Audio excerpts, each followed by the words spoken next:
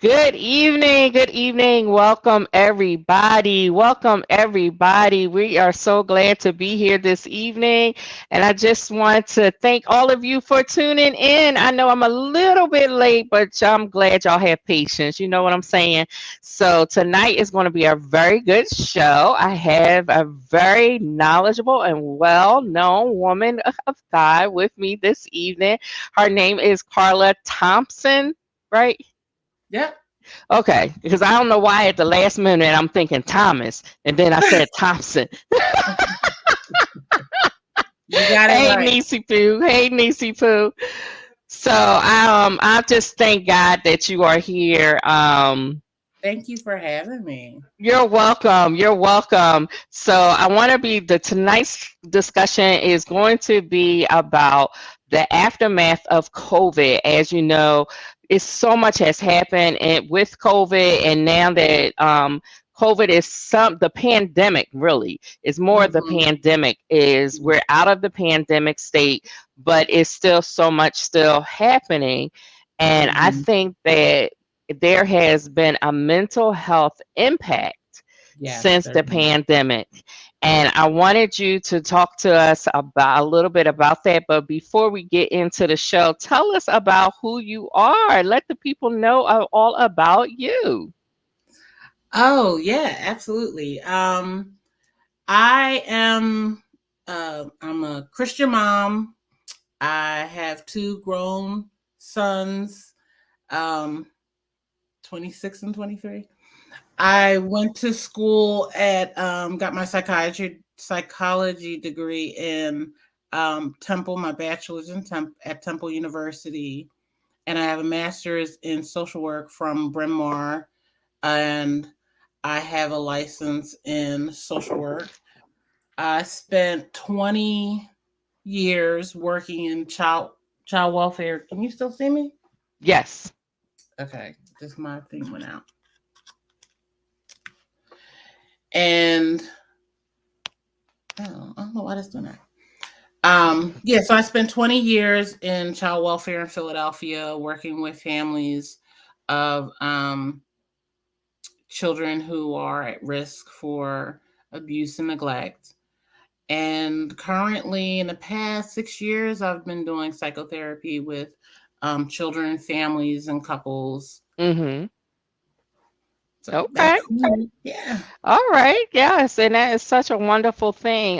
Because I know I have a passion for mental wellness, and I think that is very important, regardless of what your reason. It is always good to have someone that you can talk to and hash it out, and just go through everything that you may be experiencing, or even help someone to help you work through something, or even to the point of if you feel that you need even someone to coach you through a process or whatever is Right. up and coming around your life. It is so, to me, it's very paramount that we have someone like that in our lives. So people as yourself is such a wonderful thing, and it's a blessing that God has allowed y'all to have this gifting and to be available to us. So I know with the pandemic, there was so much going on.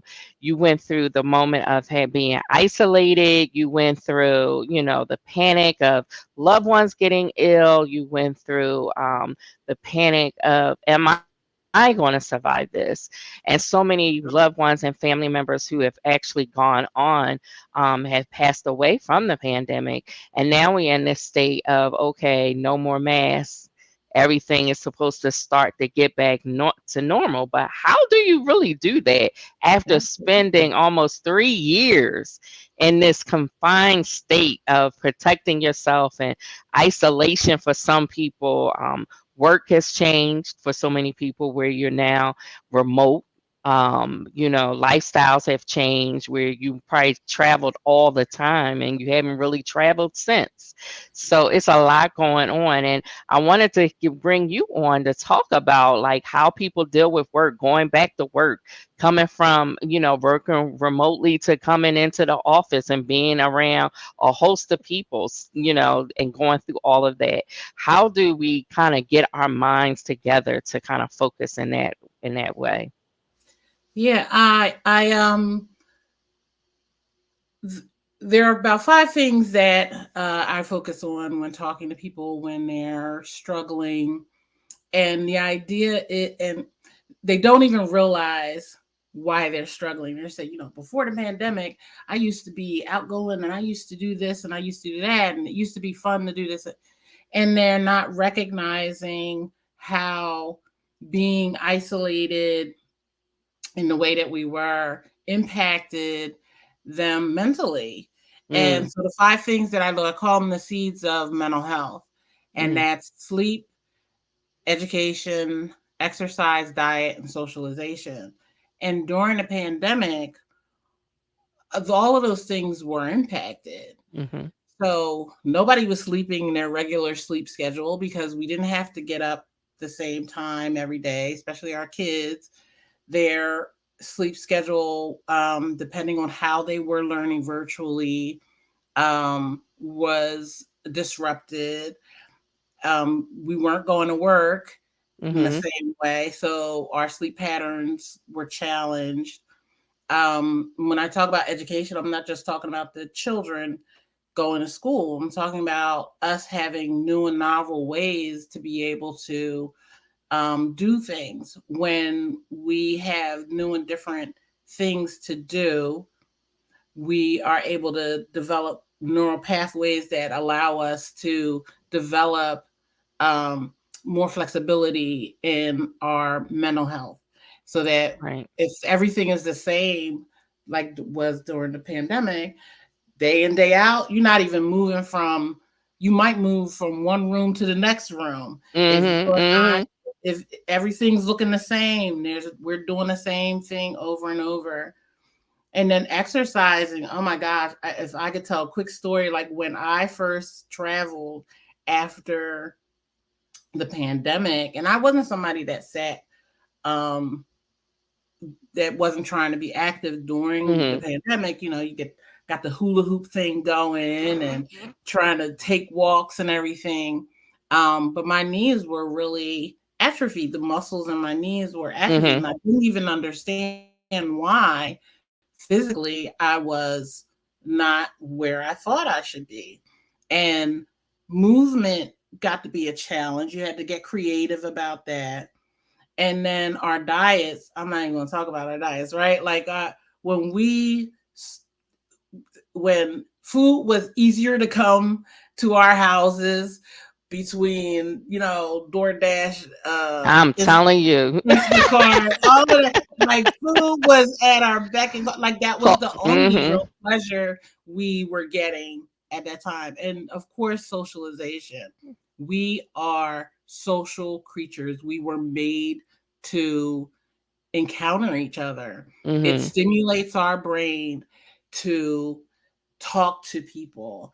And I had a conversation with one of my uncles about, like, why isn't Zoom good enough? Because I can see you and I can talk to you. So our language, our connection, our engagement, when we're conversation and a language happens more than just two dimensional in terms of I see you. We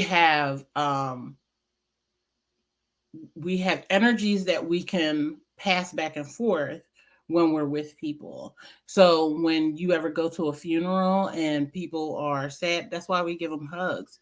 If you ever kiss a mhm, boo boo for a baby, that is really producing the dopamine and the serotonin when we can connect with people face to face and physically connecting to people. So for the pandemic, with the pandemic, we weren't able to do any of that. right, All of that got right. disrupted. So now we're trying, this it's over now. So now Mhm. we can go out and we can do everything we want again.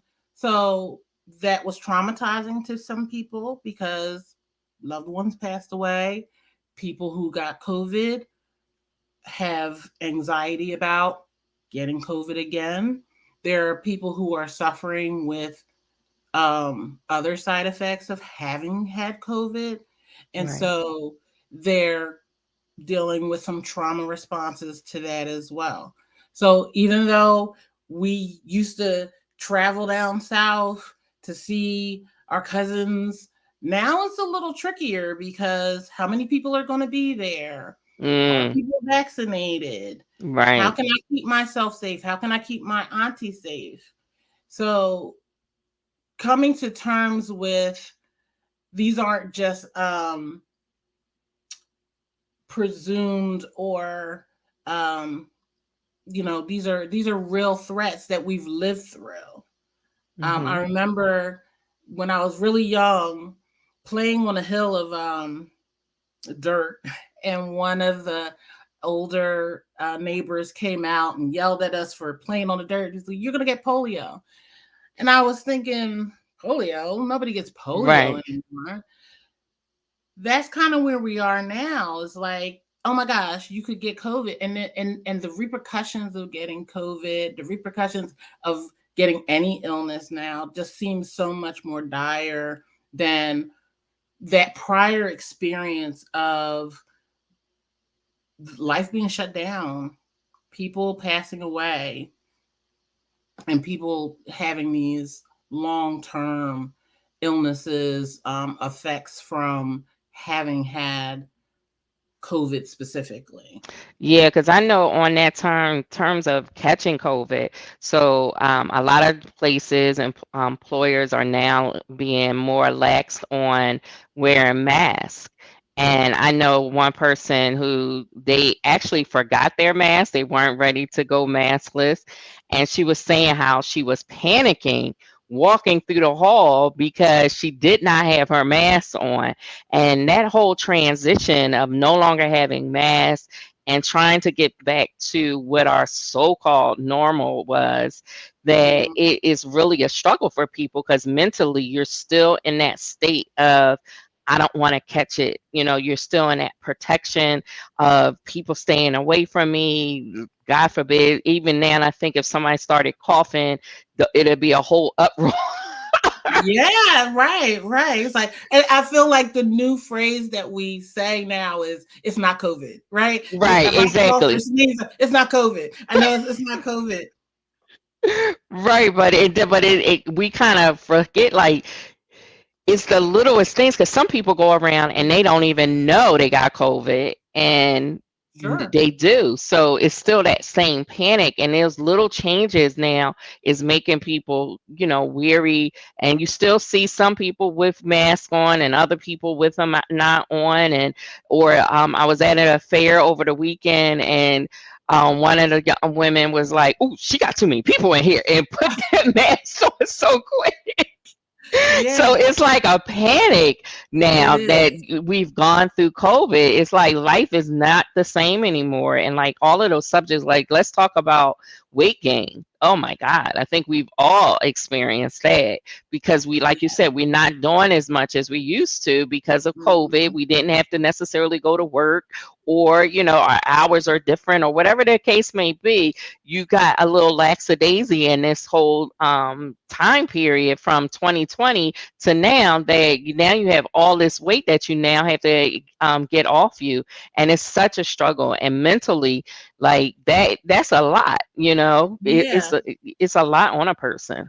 Yeah. Well, I mean, literally, figuratively, right? So, like, and what that does to your body changes. And when I was talking about my knee, is like I wasn't moving them the same way. So when I went to go move more, went out, was walking around, that was painful for me, and it also was a little depressing. And a lot Mm, of people are talking now about how, even because they are still working from home, they're struggling with um moving around with this new body. Like our Mhm. bodies have Mhm. changed because of this. Now, it might be because of some repercussions from having COVID, or it might be from the weight gain that we had.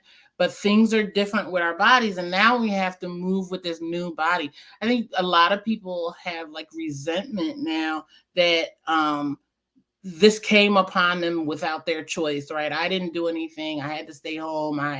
And this change to my body happened. So Right. now I have to learn to live with this new body, or, try to change it in a different Mhm. environment, right? Cuz And even going back to the gym, like if you're not really sure how right. long can you stay in the for being comfortable for you to be in the Right. gym. Right. If there's too many people in the gym, if there's, people are too close to you in the gym. And we were saying panicking. And one of the things I talk to people about is like how anxiety works. Mhm. So anxiety, our primitive brain, so our stem brain, which is in the back of our head, stem brain is the place where fight, flight, and freeze are held. That's our survival brain. That's our most primitive brain. It's the most instinctual part of us. We don't even have to think about how to keep ourselves alive, and that's what we're Mhm. doing. But what it does is makes us scan for threats. And what the pandemic has done is said that this is a real threat. And we're not really sure how to assess it for everybody. Like everybody has to find their own way of kind of like what makes me feel safe in this situation. And Right. so when people are used to being a social butterfly and they're always at people's parties and that's, the crowd is wonderful. And then all of a sudden they're very scared of crowds and they're not comfortable in certain situations.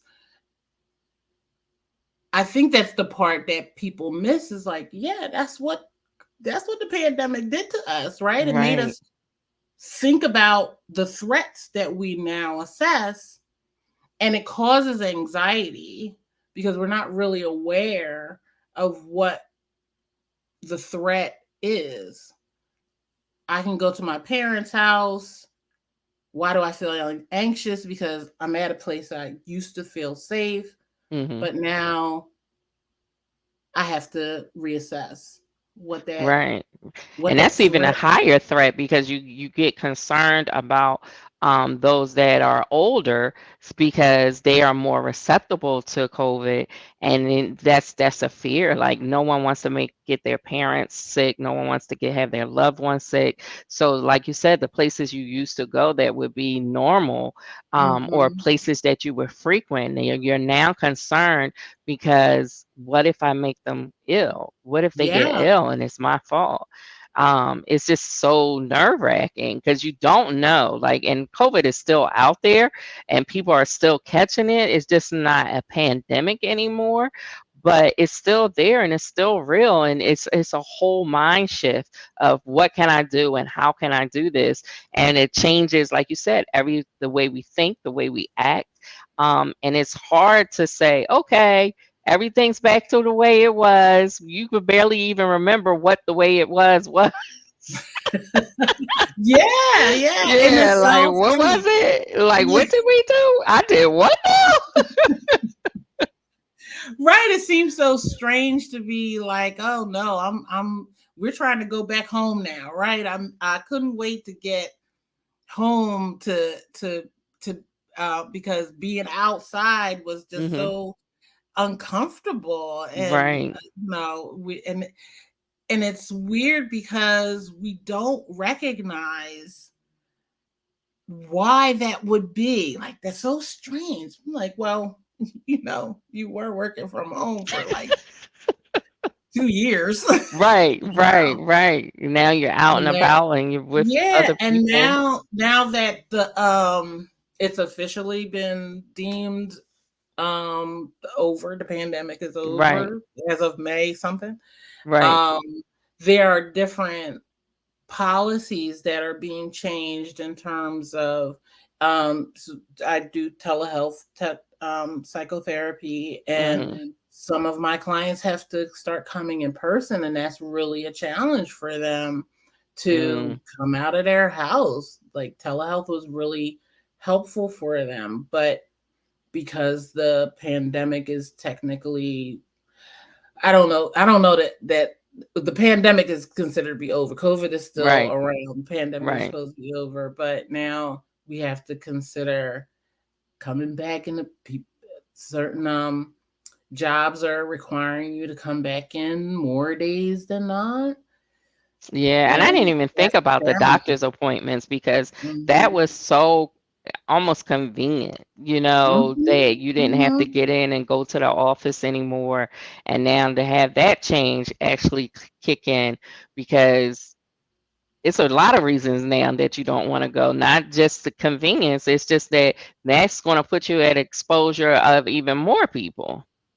Right, exactly. So it's really difficult. What are the things we can do to kind of try to get our minds back into moving into the world? Because that's really what it is. It's like getting back into the world. Yeah. So it's that constant thinking about the threat. Part of the challenge is when we talk about recovery from and healing from trauma, and the Mm. pandemic was technically a trauma for us. So Yeah. we have to come out of it. And because what we're the threat is still existing, we have to assess, we have to plan, we have to figure out what's going to be best for us. So like fire is dangerous, right? Right. We don't run from fire all the time, right? Matter of fact, fire people run into fires, right? Hmm. But they do it in this way that's safe, and they're planning and they practice and they understand how to best navigate through that. And Mm. that's what we have to focus on, is that we have ways to keep ourselves safe. Something I thought that was really interesting when they were first talking about how to prevent getting COVID. Hmm. They were like, wash your hands, and social distancing, wash your hands. And I was like, Right.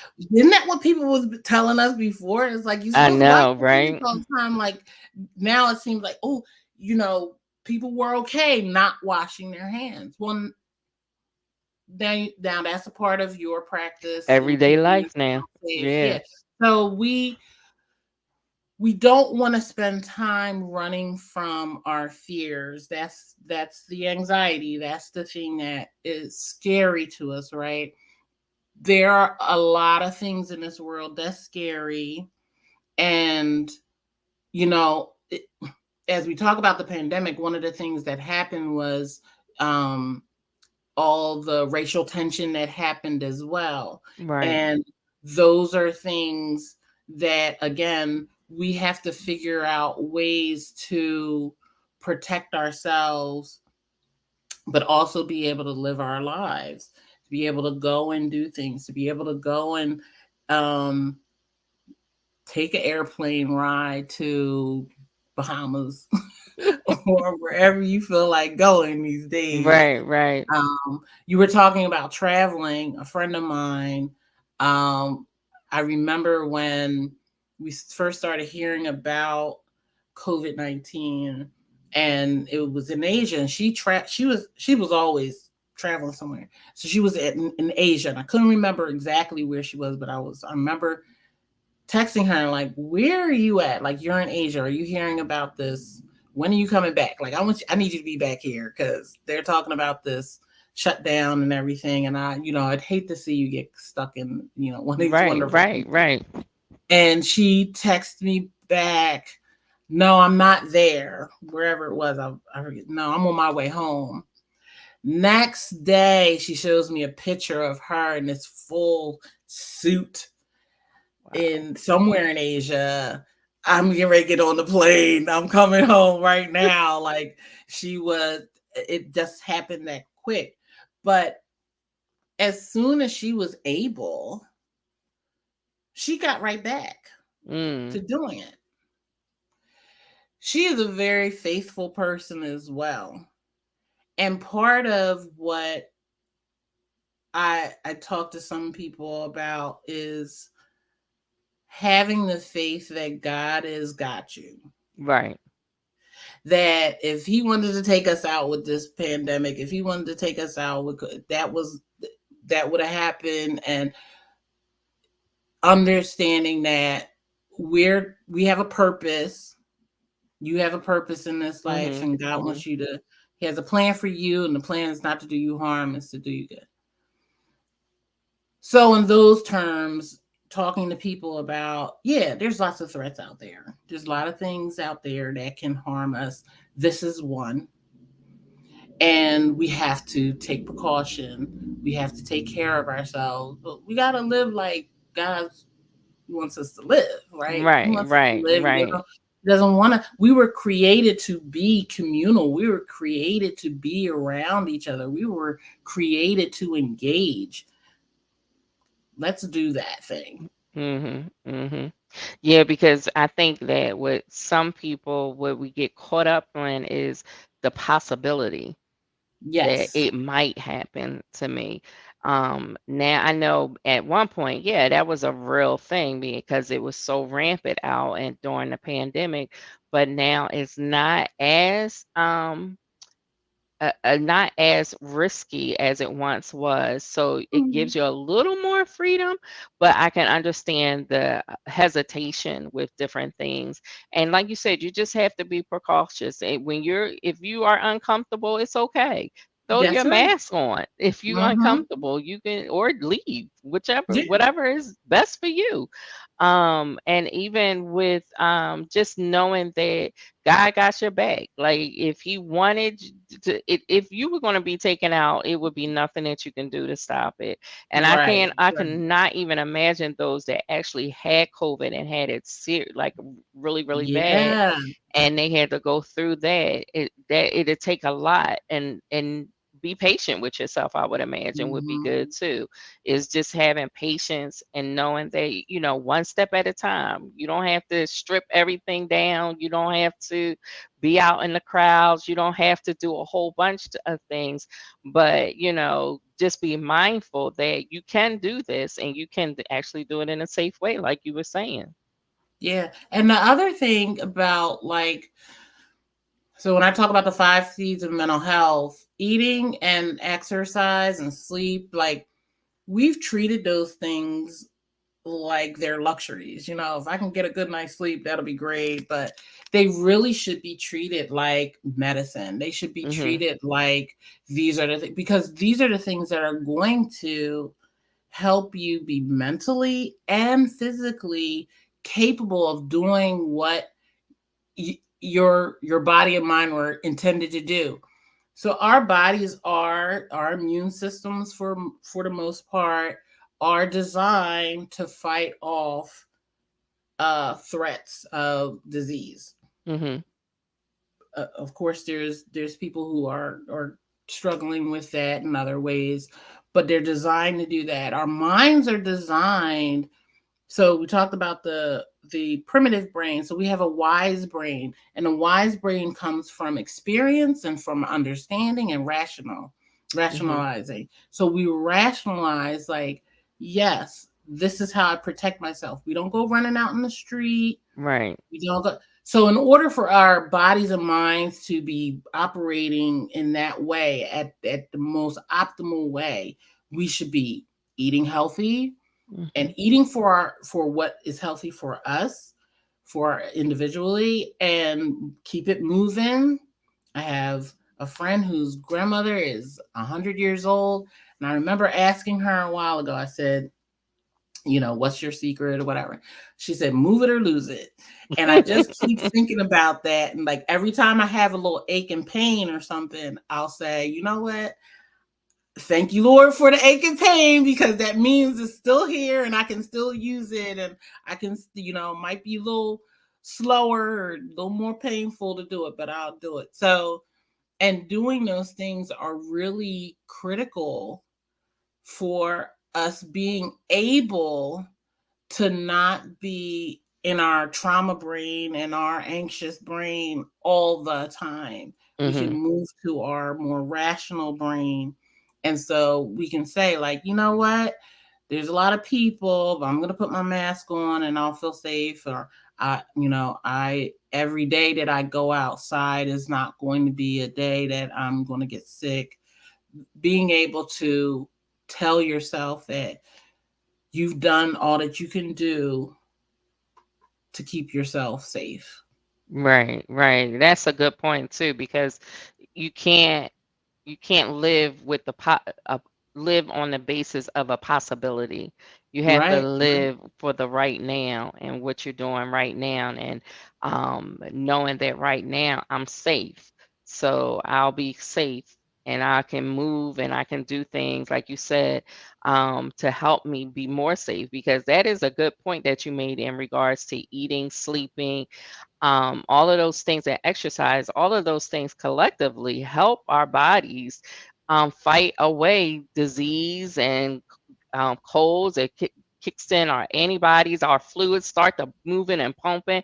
If we Mhm. treat our bodies right with food, if we get enough sleep, if we exercise, and I know I'm not the one to be selling people this.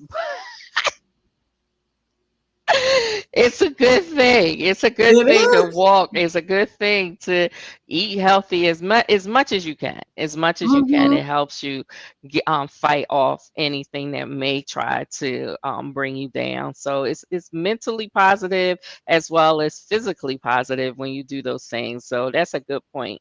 Yeah, and they're so interconnected. They really Mhm. are. When you think about your diet, and I want to be really clear, I'm not talking about eating salads and Right. counting calories and all that. I'm saying when you understand how nutrition impacts your body, you I can't drink caffeine after a certain hour. I know I'll be up at night, which is going Mhm. to impact my sleep. And if I impact my sleep, it impacts my energy level, it impacts my mood, and all of those things are interconnected. And then I don't want to move anywhere. I don't want to do anything. I'm just going to lay around. And the more you lay around, the more exhausted you get Right. actually. So Right. then your mood is declining, and all of that is interconnected. And when we go, exercise actually has can have the effect, similar to Prozac. Like if you jog or run on a treadmill or do something, that can send the endorphins and serotonin to your brain to, elevate your mood, much like some of the medications that we take. Mm. That's good because I think when we think about just being more nutrition, like you said, and that's not about being on a diet, but it's about what you take in and being more healthy, conscious of what it is that you're taking into your body, how many hours of sleep, even though some people say they only need 2 or 3 hours sleep. No, that's just what you programmed yourself to. Your body wants more sleep than that. Your body needs more sleep than that. And even though it's good for you now, it's going to Mhm. catch up with you. It's going Well, to catch up people, with and you. that's what I mean. We think that, because it's almost like a badge of honor. It's like I only got 4 hours of sleep, and I still came in and I still did my work. Right. When I've talked to people about their sleep hygiene and they've created you do a nighttime Mhm. regimen, and you get your 8 hours sleep and you wake up at the same time. When they started putting that into place, they were like, you know what? I didn't realize how much energy I now have having I didn't know what good night's sleep Right. was Right. until I had good night's sleep. And a lot of us don't even know what good night's sleep is. A lot of us don't even realize, like, making sure we're hydrated, how much that impacts our mood. Those things are interconnected. Mm. We think we're okay. We think just because we can put one foot in front of the other that somehow we're like, I got a good night's sleep. Right. No, Right. It's That's not like the when they say the same. functioning alcoholic. You're the functioning sleep deprived or the functioning dehydrated. I like You're, that. I like that. you're I want just to steal that able to one. function, but your body is not really in the best place it could be. No, it's going to cry out too, right? Mm-hmm. And I always give the analogy of if you have a piece of raw meat, you take the raw meat and you hide it somewhere. And raw meat is our emotions, right? You just take it, you hide it somewhere, and whether that's we're tired, we're hungry, we're mad, we're sad, we're angry, or whatever. Set it somewhere and see what happens. Mm, Start to get moldy, stinky, and if you hit it real good, you might be going, "Where's that smell coming from?" So if you're agitated, we talk about being hangry, we talk about all these things. Like if we're ignoring our emotions, if we're ignoring these signals, that's what's going to happen. And it's going to come out, and we're going to be screaming at people. We're going to be laid out depressed. We're going to be mm, not functioning at our peak. And we think we are just because we're moving. No, our emotions have to be acknowledged, and so that we can care for that. If we're having anxiety, anxiety is a thing that we need. mm-hmm. It does not have to run our lives. What are you anxious about? um Anxiety is like pain for our brain. Anxiety is telling us that we need to pay attention to something that's hurting. We're scared. What are you scared about? So now my wise brain can say, okay, well, let's think about this. What's going to put us in the best place to so that we don't have to be scared of this thing. Right. Yeah, and one of the things with that is when we do those things to really keep our wise mind functioning the way it should. Like Mm-hmm. walking gives your body oxygen, more oxygen. That gives you a clearer mind, a clearer thought. Your body feels more, even though you think you might be tired, after a while, you'll start feeling rejuvenated. Right. All of those little things that we do, it really does help you keep a clear mind, and it also, I think, it can keep your anxiety down, right? If you start Absolutely. exercising and things like that. So that's Yeah. very helpful to try to get out, even though, one of the things at one point, not so much now, but one point, I used to walk every morning. Mm-hmm. And after a while, I just felt so much better. My mood would change, everything about me would change. I would feel more relaxed, not as frustrated, things like Mm-hmm. that. And that's just because I was just walking and my body was getting that energy, because that's what it does. It gives you more energy. When you exert yourself, you start to become more um life, I guess. You have more life and you have Yeah. more energy to do what you need to do and get things done.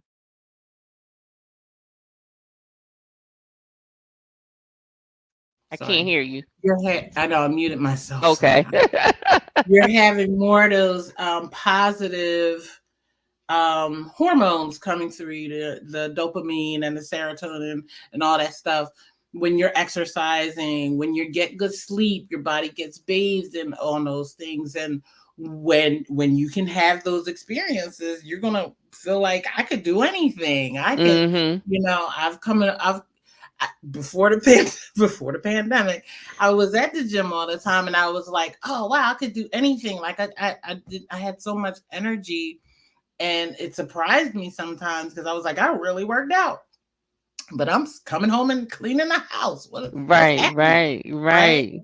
Yeah. So yeah, if we treated those things like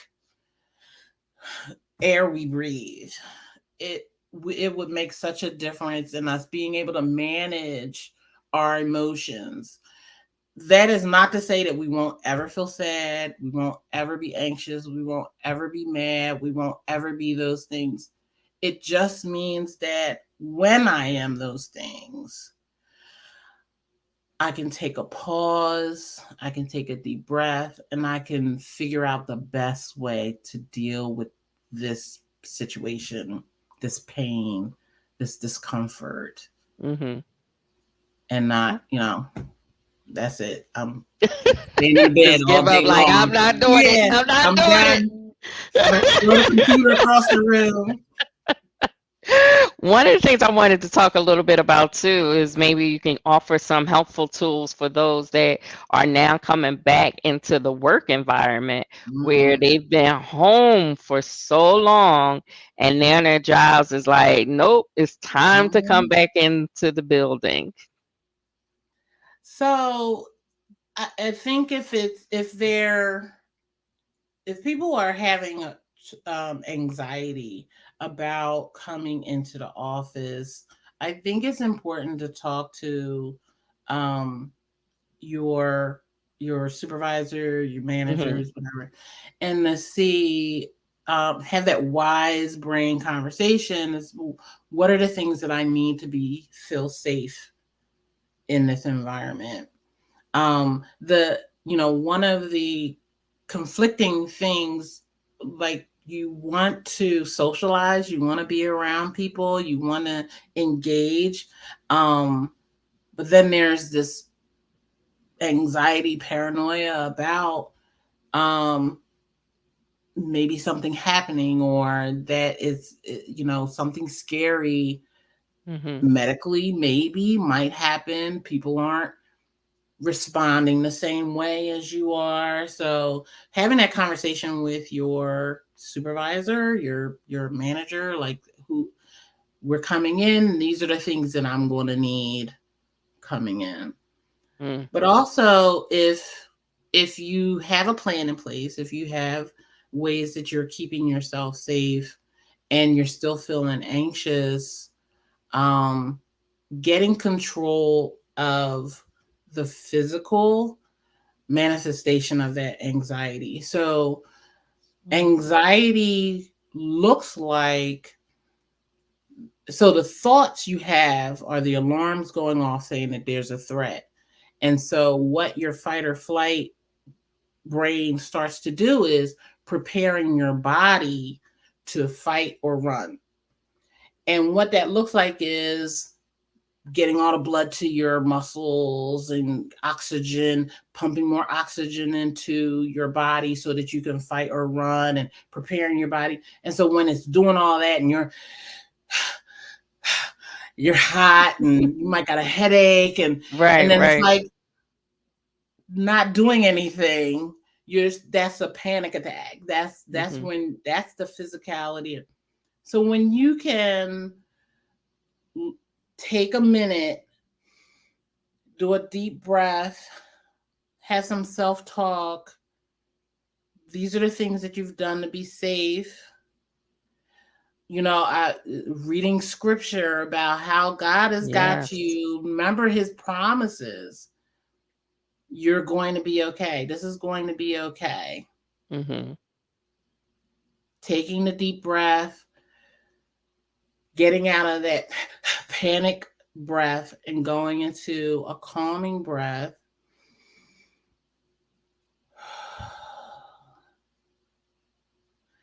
and settling in that for as many breaths as you need to, getting control of your body so that your body can say, yeah, we got this, brain, we're good, we're not running anywhere, we're not fighting anybody, we can just move on.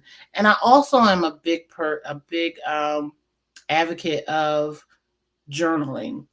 Mm. And I talk about doing gratitude journaling. Hmm. And I first heard about this from Oprah, and she would talk about, she would write down 5 things that she was grateful for, and it is an exercise in positive psychology to um, write down 3 good things that each day that you're grateful for. And so gratitude journaling is something that I recommend, and it's not deep. Mhm. Is Mhm. my I got a new pen the other day, and I was like, that was one of the things that, like, whatever those things, because it's really not about what you're writing, it's about the exercise of coming out of that panicky brain that's Mhm. constantly looking for the threats and saying, you know what? Look at this pretty bird over here. Look at it. I was walking with my aunt one day, and she's super terrific at this. So we were walking and we were talking about something very deep and sad and hard. Mhm. And it was just, oh, this is a, and she said, stop, look at the bird over there. And we stood for a long time looking at this beautiful bird, trying to figure out what kind of bird it was. But that's what we want to train our brains to do, is that while these things are happening, while this is really difficult, while this is scary, there are all these beautiful things. There's all these great things. There's things that we can appreciate and make life worth living. Like Right. Right. there's life worth living out there.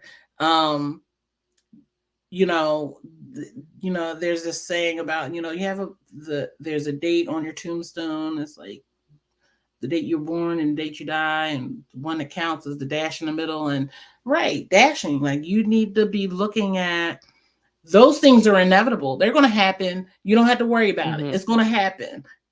So you don't have to Right. pay attention to that. What you should be paying attention to is creating these moments, understanding what getting to know people, connecting with your loved ones, spending that time together while you have the time to spend together, Mhm. right? Mhm. As you can do it, and we do it all the time. I was talking about the guy who talked about polio. Well, there are things that we've done so that nobody has to deal with polio anymore. Mhm. And the flu and all these other, streets. There's lots of ways that Right. that end date can come, but it's very important for us to spend exercise looking at what is life living, what's worth living in life, and we can always point something out, even if it's just a brand new pen. Right, right. And that's a gold nugget when you think about just concentrating on the beauty of life, those Hmm. things that are precious moments, those things that was pleased your heart, made your heart smile, the things that, oh man, I'm so glad that Oh, happened to me. the scripture, I have it. I keep it right next to me. Is Philippians 4:8, and it says, fill your mind with the things that are true and noble Mhm. and Mhm. trustworthy, and that's what we want to. God calls us to do it. Like, Right. focus on those good things that are out there that I provided for you. There's a beautiful flower over there. We were looking at these gorgeous roses, and it was like, oh, look how different this rose is. And spend time doing that. Right. Get your mind focused on that, and and you don't have to worry about looking for the threats. Your brain does that like breathing. Mhm. Right? Mhm. We have to spend time learning how to focus on those positives in our lives. Right, right. And it's so important. Thank you so much. You shared a lot of good tools for us just to I'm learn glad how it to, was helpful. yeah. I'm grateful that I was able to talk to you. I'm grateful to have you here. Yeah, just sharing some of your knowledge, and I'll pray that it's helpful for people, especially now that we're, moving into this next phase of life, that we have conquered COVID, or at least gotten through COVID. That's right. You So know we how to are deal so with COVID. exactly. We already know how to do it. We've been there, Mhm. did that before. So let's move on. Let's get our minds and our bodies and everything back to where we want it to be, and just flourish more, and not Yes. worry about what the could have, should have, Mhm. possibly, all of those things that we don't need to worry about, the things that we can't control, because tomorrow's not promised. We can't control what's Absolutely. happening. Only thing that is important is today, right now, right this moment. So that's what we need to focus on, the moment. The moment. But I want to give you an opportunity to share, like, if how people, if they wanted to get in touch with you and use your services, how would they do that? So I am one of several psychotherapists at Psych Choices of Delaware Valley. We're located at 2002 Sproul Road in Broomall. Okay. We do have telehealth services as well. We have psychiatric services as well. And the number is 610-626-8085. That took a lot out. Oh Lord. Well, I would definitely say, if you need some help, definitely call them, reach out to them, connect with them so that you can get the help that you need. We all need to talk to someone. I have someone that I talk to. We all need someone to talk to, just someone who's completely um, don't have any vested Empty. interest in anything other than your well-being and wanting you to succeed. So you need that, Yeah, what is it, unbiased person. unbiased. That's right. Yeah, I that don't have no advice. agenda for your life. Right, exactly. Except to see you succeed. So we want to Absolutely. thank you again, Carla, for being here this night. Thank y'all for watching. And as you know, Let's Just Talk with Kim is on every Monday night at 7 p.m. Eastern Standard Time. So make sure you tell your friends, make sure you share, hit that Absolutely. like button, and turn on those alerts, child. Let the world know that we are here.